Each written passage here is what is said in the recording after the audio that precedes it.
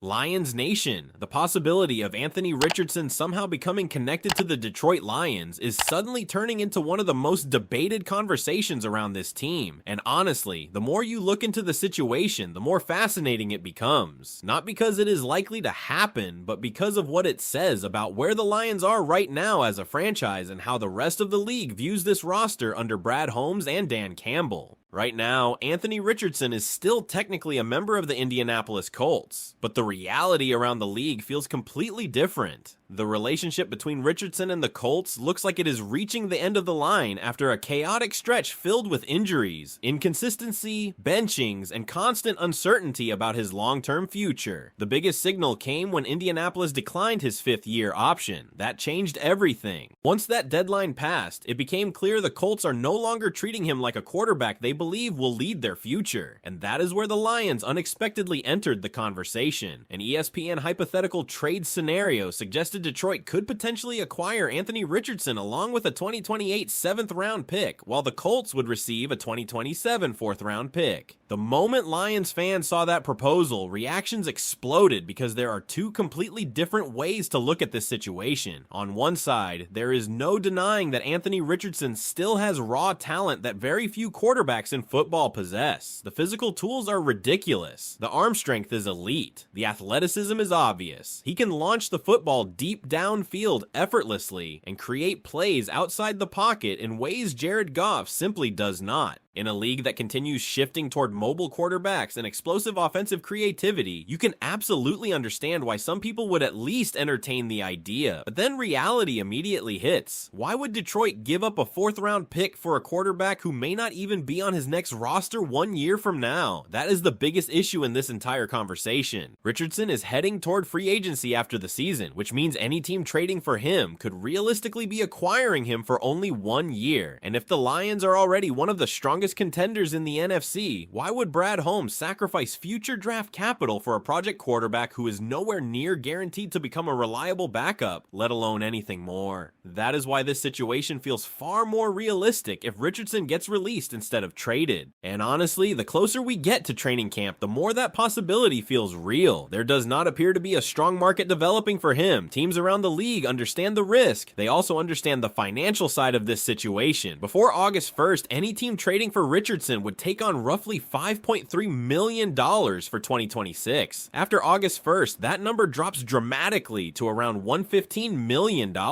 That changes the entire equation. Suddenly, teams that would never consider trading for him might at least think about taking a cheap gamble if he becomes available later. Still, even then, Detroit would have major questions to answer. What happens to Teddy Bridgewater? What happens to Hendon Hooker? What happens to the quarterback room overall? The Lions already showed concern about backup quarterback depth by bringing Bridgewater back after previously stepping away from football for coaching. That alone told fans the organization was not fully comfortable with where the depth chart stood behind Jared Goff. So if Anthony Richardson somehow entered the building, it would immediately create one of the most intriguing camp battles the Lions have had in years. And here's the part that makes this conversation impossible to completely dismiss. Dan Campbell and Brad Holmes love physical traits. They love toughness. They love upside. They love competitors with size and arm talent. Richardson absolutely fits the type of athlete this regime tends to believe it can develop. Add in the creativity of Detroit's offense, and suddenly people start imagining packages where Richardson could be used situationally instead of simply holding a clipboard. Imagine a short yardage package where defenses expect Richardson to run, only for him to launch a deep shot to Jameson Williams. Imagine designed red zone packages utilizing his mobility and arm strength. Imagine Ben Johnson previously having access to a player with that athletic profile in specific moments. Even now, Lions fans can already picture how dangerous certain gadget concepts could look with someone like Richardson involved. But then you circle back to the same problem every single time: the cost. A 4th-round pick is simply too much for a player carrying this many uncertainties, especially for a roster that is already built to compete for a Super Bowl right now. Detroit cannot afford unnecessary gambles with valuable draft assets when the core of this team is already strong enough to win at the highest level. And there is another uncomfortable reality surrounding Richardson that cannot be ignored. Durability has followed him everywhere. Mobile quarterbacks always face increased physical punishment, and Richardson has struggled to stay healthy consistently. The talent flashes are real, but availability matters. The Lions already know how quickly injuries can impact a season, especially when expectations are this high entering 2026. At the same time, there is also an argument that sitting behind Jared Goff in Detroit might actually be the best possible thing for Richardson's career. No pressure to immediately start, no expectation to save a franchise, just an opportunity to learn, mature, and potentially rebuild confidence in a stable environment with strong leadership around him. We have seen quarterbacks revive their careers before. Sam Darnold rebuilt his reputation after leaving a difficult situation. Other quarterbacks have benefited from stepping away from the spotlight temporarily before eventually finding another opportunity. Richardson's path now probably looks much closer to that type of career trajectory than the superstar future many expected when he first entered the league. The problem is that Detroit is no longer a rebuilding team searching for experiments. This organization is chasing championships. Every roster spot matters now. Every draft pick matters now. Every decision is being evaluated through the lens of whether it helps the Lions finally get over the top in the NFC. That is why the idea is fascinating, but also why it feels unlikely unless the circumstances become extremely favorable for Detroit. If Richardson gets cut and becomes available cheaply, maybe the conversation changes. Maybe Brad Holmes considers taking a low-risk chance on elite athletic talent, but sacrificing meaningful draft capital for a one-year gamble. That feels completely opposite of the disciplined approach this front office has built its reputation on. And honestly, that may be the biggest sign of how far the Lions have come as an organization. A few years ago, Detroit would have been viewed as the desperate team willing to gamble on damaged talent hoping something magically worked out. Now, the Lions are being discussed as a stable contender where players might actually want to go revive their careers. That changes everything around this franchise. But if you are Brad Holmes today and Indianapolis calls offering Anthony Richardson for a 4th-round pick, are you making that move, or are you waiting to see if the Colts eventually have no choice but to cut him? The more this conversation continues, the more one detail keeps standing out above everything else. The Detroit Lions are no longer in a position where they need to force risky moves. That is what makes this entire Anthony Richardson discussion so different compared to how Detroit would have operated 5 or 6 years ago. Back then, a player with Richardson's physical talent probably would have looked irresistible to a struggling franchise desperate to find upside anywhere possible. But this version of the Lions is operating from a completely different level now. Brad Holmes and Dan Campbell have built a roster with legitimate expectations, and every move has to fit into a championship window that is already open. That is why the idea of trading meaningful draft capital for Richardson feels incredibly difficult to justify, no matter how intriguing the talent may still be. And make no mistake, the talent is still there. You do not accidentally possess that kind of arm strength. You do not accidentally move the way Anthony Richardson moves at his size. Even critics around the league admit there are flashes where he looks like one of the most naturally gifted quarterbacks in football. The issue has never been raw ability. The issue has been everything surrounding it. Injuries, consistency, decision-making, development, stability, all of it combined into a situation that now feels like it is spiraling toward a complete reset. The Colts declining the 5th-year option basically confirmed that Indianapolis no longer sees him as part of their long-term future. Teams do not make decisions like that lightly with quarterbacks